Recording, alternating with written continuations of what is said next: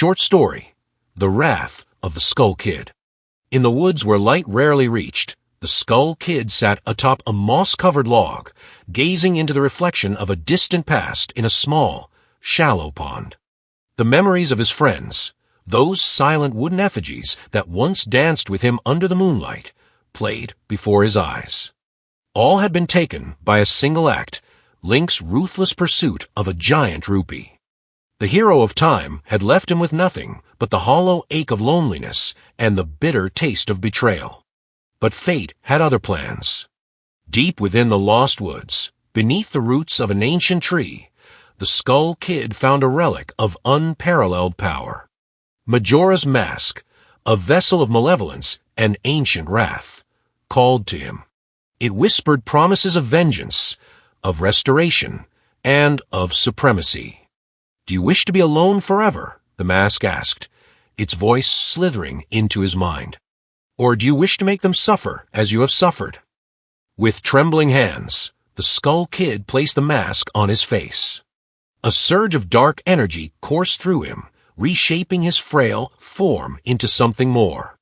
The mischievous sprite became a harbinger of doom, his eyes burning with malice, his laughter now a harrowing cacophony. The rise of Majora's wrath. Under the mask's influence, the Skull Kid summoned the moon itself, wrenching it from the heavens.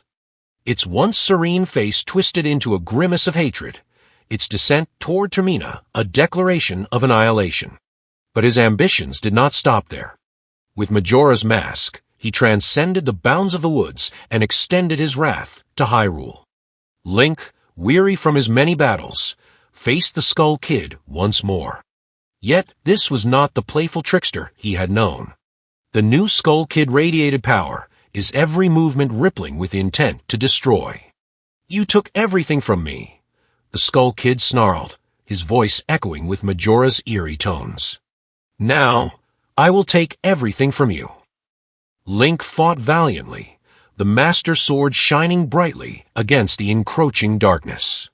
Yet, for every strike he landed, the mask absorbed the blow, growing stronger.